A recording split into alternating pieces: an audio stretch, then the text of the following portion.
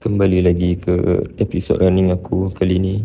Jadi hari ni sepatutnya aku buat interval, tapi aku tak larat lah minggu ni, so aku tukar lah kepada threshold. Ok, breakdown untuk threshold hari ni ialah 2 kilo untuk 3 set dan rest 2 minit in between set. Hari ni aku pakai Sonic Blast as aku punya trainer. Alang-alang tu, by the way ni aku kadang suka agak rekod aku punya bayang. Nak tengok aku punya running form ni kena ke tak kena. Sambung. Jadi aku nak share sikit apa beza interval dengan threshold ni. Konsep mudah dia, training interval ni dia bantu untuk tambah speed, manakala threshold ni training dia bagi speed kita tu tahan lama. And threshold ni bukan out loud, tapi pace yang kita bawa tu laju and in control. By the way ni waktu aku tengah rest in between set pertama dan set kedua, aku ambil electrolyte.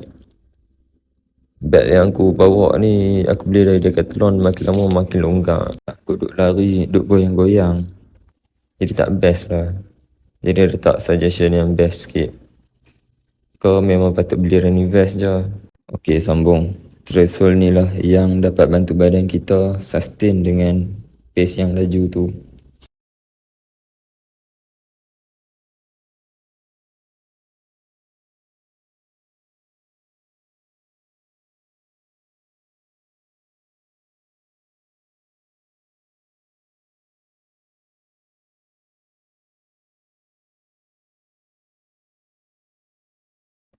Ok, itu sahaja konten asas siap ni.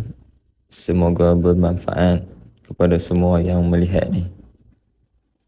Tak habis lagi. Ni result aku untuk session threshold tadi. Dapat 10.83 dengan average 5.16. By the way, aku main lagi Pokemon Go ni.